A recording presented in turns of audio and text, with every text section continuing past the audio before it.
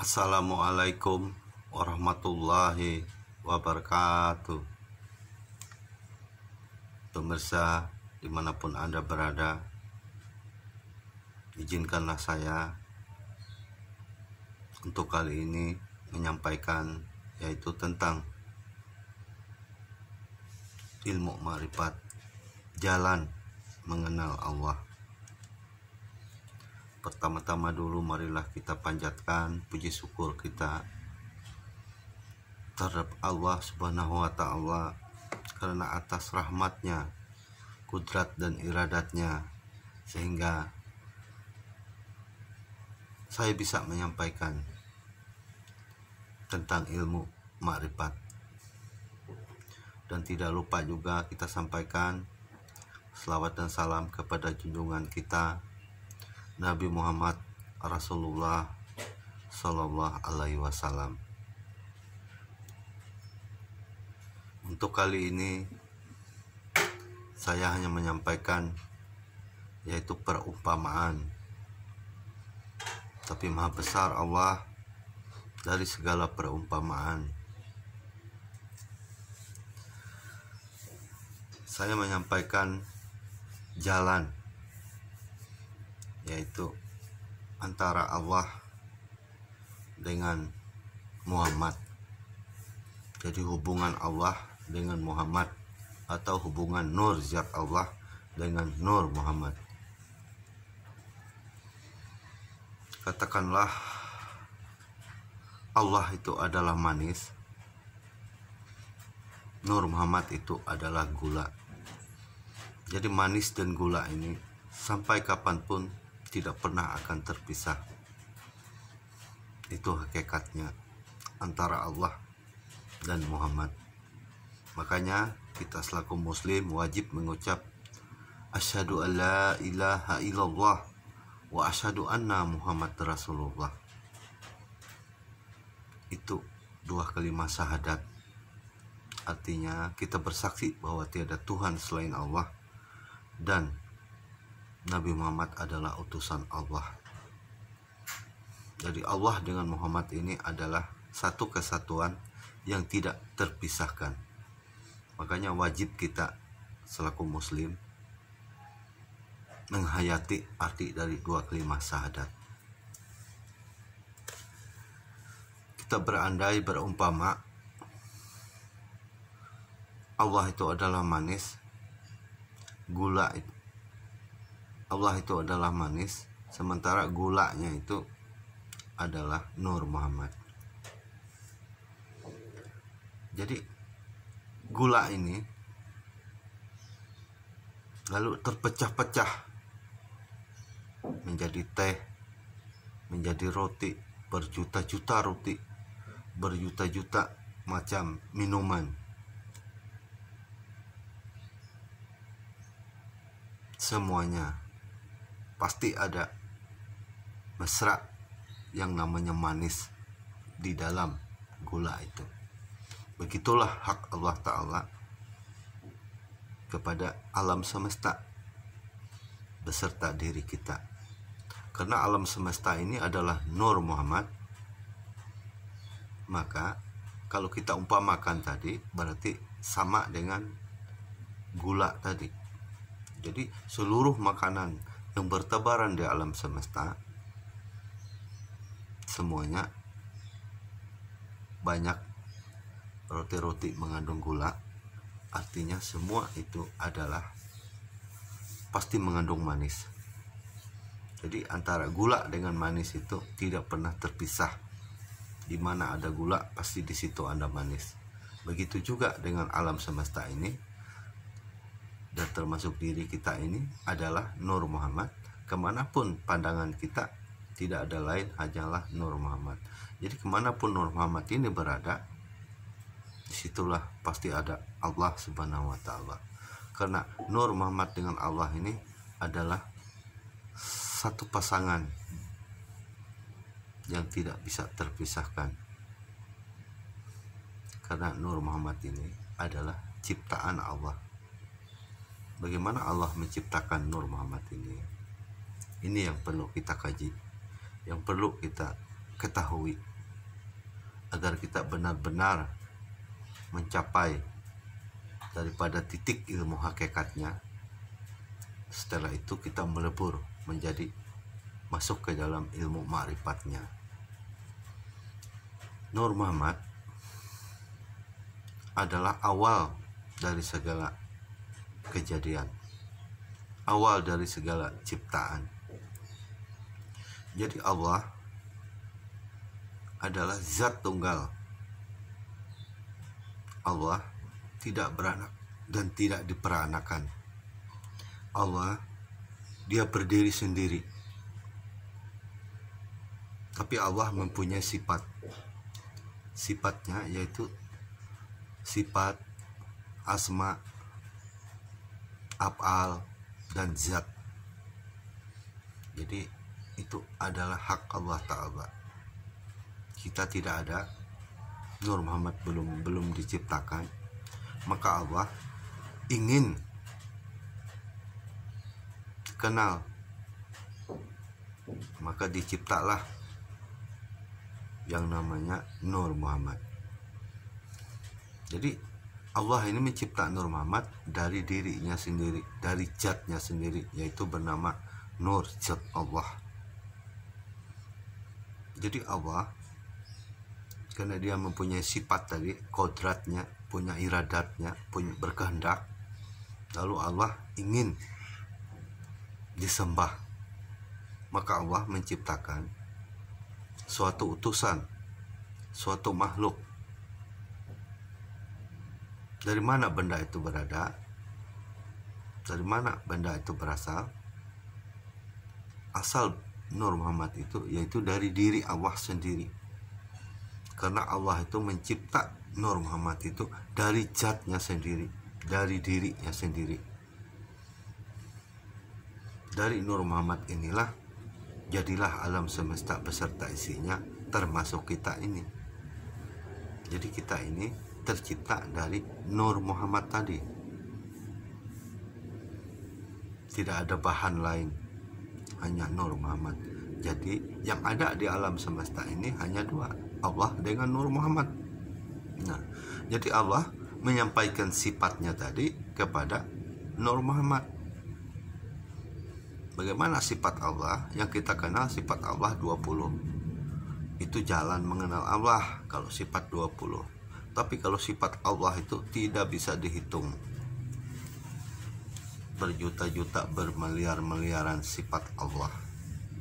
Karena sifat Allah di dalam benda, misalnya sifat Allah di dalam alam, sifat Allah di dalam air, sifat Allah di dalam tanah, sifat Allah di dalam hutan, sifat Allah di dalam angkasa, sifat Allah di dalam alam semesta ini, sifat Allah di dalam diri kita, sifat Allah di dalam ciptaannya, seperti di dalam binatang. Itu semuanya sifat Allah itu tadi. Tapi dari seluruh sifat-sifat Allah itu yang bermiliaran banyaknya itu, sehingga para ahli sufi-sufi mengumpulkan 20 sifat. Jadi 20 sifat ini jalan untuk mengenal Allah itu tadi. Kalau kita tidak mengenal jalannya, sulit. Maka jalannya ya melalui sifat 20 itu tadi. Jadi Nur Muhammad ini adalah tempat Allah menyampaikan sifatnya.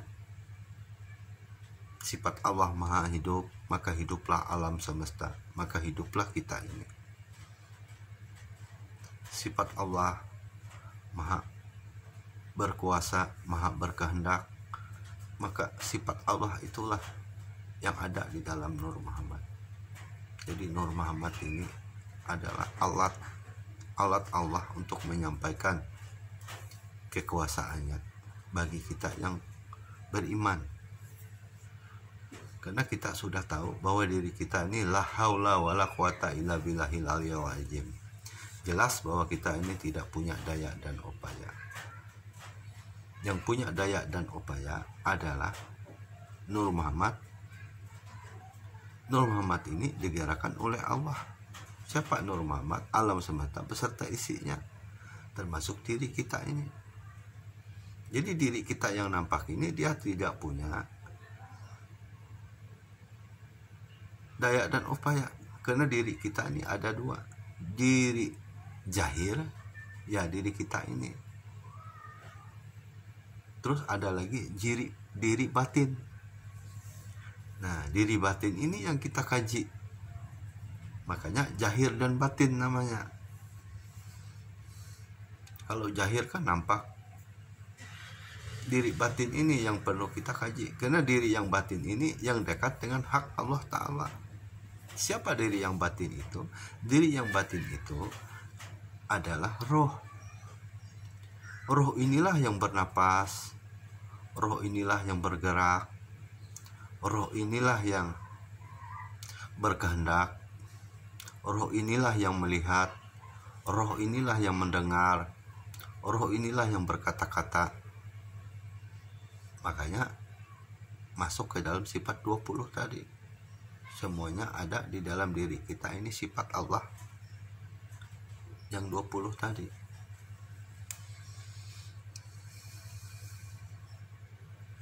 Jadi Nur Muhammad inilah yang bergerak. Siapa sebenarnya Nur Muhammad? Nur Muhammad inilah yang dekat kepada Allah. Kalau kita jauh, kita ini jauh. Yang dekat ini yang di dalam diri kita ini, yang menggerak kita ini, itu yang dekat. Karena dia tidak pernah mati, dia tidak pernah tidur. Kenapa dia tidak pernah tidur? Buktinya jasad kita tidur, kadang-kadang kita bermimpi, dia keluar, roh kita ini keluar. Mungkin diantara kita sering bermimpi. Nah, itulah roh. Roh inilah yang dekat kepada Allah Subhanahu wa Ta'ala. Kalau jasad kita ini tidak punya daya. Jadi yang bernapas ini adalah roh. Ingat itu, yang bernapas ini adalah roh. Jadi yang bergerak ini bukan tangan. Tangan ini hanya media. Bila roh tidak menggerak, bisa nggak, tangan kita ini nggak bisa bergerak. Karena yang sejatinya yang bergerak itu adalah roh. Nah, inilah yang jadi jalan kita bermakrifat itu. Hancurkan si jasad kita ini, berarti yang ada hanya roh. Siapa roh itu? Nur Muhammad. Karena diri kita ini sejatinya adalah, jasad kita ini adalah Adam alaihi wassalam. Hancurkan jasad menjadi Nur Muhammad. Hancurkan roh menjadi Nur Muhammad. Nah, Nur Muhammad ini yang dekat kepada hak Allah Subhanahu wa Ta'ala. Tidak ada yang hampir kepada Allah Subhanahu wa Ta'ala selain dari Nur Muhammad. Karena Nur Muhammad ini, alam semesta beserta isinya termasuk diri kita ini adalah kenyataan zat Allah Subhanahu wa Ta'ala, kenyataan hak Allah Subhanahu wa Ta'ala. Jadi nyata, nampak zat Allah Subhanahu wa Ta'ala itu pada Nur Muhammad. Bila kita paham apa yang kita lihat, apa yang kita dengar, semuanya merucut kepada hak Allah Subhanahu wa Ta'ala. Ini yang perlu kita kaji, supaya kita hidup ini mengerti siapa diri kita dan siapa Allah itu. Bila kita mengerti diri kita, sudah mengenal diri kita, maka kita akan mengenal Allah. Jadi mengenal Allah itu jangan lepas daripada diri. Bila sudah kita mengenal diri, maka baru naik dia ke pandangan zahir maupun pandangan batin. Semuanya melingkup apapun yang kita lihat. Karena pada hakikatnya alam semesta beserta isinya ini satu, tidak terpisah. Secara zahir terpisah, tapi pada hakikatnya tidak ada yang terpisah, hanya satu, yaitu Nur Muhammad SAW. alam semesta, baik angkasa, matahari, bulan, bumi, air, dan seluruh planet-planet di muka bumi ini hakikatnya satu, tidak terpisah, termasuk dengan diri kita. Itu masalah rasa sudah, masalah hakikat. Bila ini sudah musyahadah kita ini, kita latih hari-hari,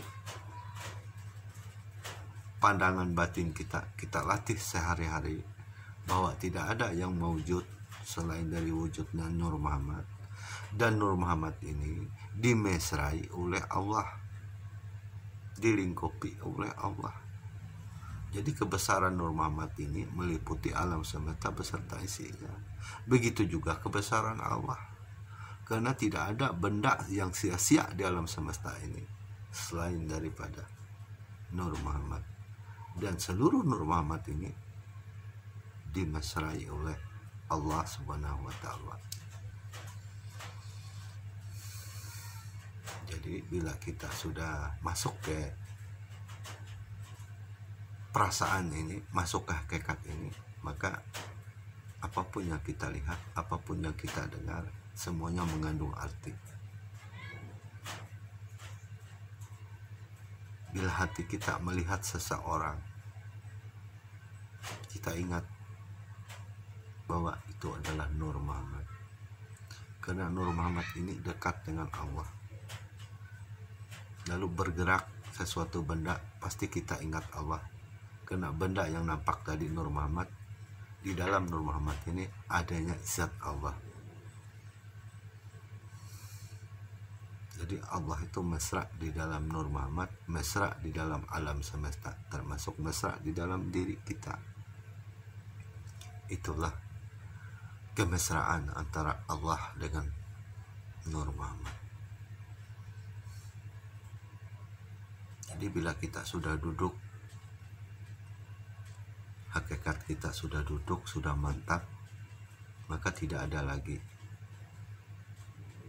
apapun yang kita pandang, semuanya merucut kepada hak Allah Subhanahu wa Ta'ala. Itulah hakikat Nur Muhammad. Sama seperti gula dengan manis tadi, manisnya Allah, karena manis ini tidak bisa kita lihat, yang kita bisa rasa hanyalah manisnya, rasanya. Begitu juga dengan Allah. Allah itu tidak bisa kita lihat. Allah itu kamaslihi sayun, tidak bisa kita sama umpamakan bagaimana bentuknya, tapi bisa kita rasakan. Sama seperti gula tadi, di dalam gula itu pasti ada manis. Manis dengan gula itu tidak pernah akan terpisah, karena manislah yang mengangkat gula. Seandainya tidak ada manis, tidak ada apa-apanya gula itu. Begitu juga kita ini, seandainya tidak ada Allah, bagaimana kita bisa bergerak? Karena diri kita ini diliputi oleh Allah Subhanahu wa Ta'ala. Ini salah satu marifat, yaitu mengenal Allah, jalannya. Karena jalan mengenal Allah itu bermacam-macam cara, tapi tidak lepas dari apa yang kita tuju. Karena guru-guru itu menyampaikan bermacam-macam jalan agar muridnya mengerti, agar muridnya sampai kepada titik ma'rifat. Karena Allah itu tidak bisa kita tunjukkan bagaimana bentuknya, tapi nyata Allah itu terang daripada yang terang, nampak daripada yang nampak. Coba bagaimana? Allah itu nampak daripada yang nampak, tapi kita tidak bisa menunjukkan itu Allah. Kenapa? Karena Allah itu maha besar, kebesarannya meliputi alam semesta beserta isinya, meliputi alam-alam, baik alam arwah, alam malakut, alam jabarut, alam goib, alam arwah, alam instal, bermacam-macam alam 7 lapis langit, 7 lapis bumi, semuanya dilingkupi oleh zat Allah Subhanahu wa ta'ala. Itu salah satu caranya kita mendekatkan kepada Allah. Karena kalau kita sudah dekat, sudah kita merasa Allah lebih dekat, dekat dari kerongkongan napas kita, dekat dari leher kita, rapat kuku, rapat lagi Allah Subhanahu wa ta'ala. Rapat kuku kita ini, nah di badan kita ini kan ada yang namanya kuku di jari-jari kita ini.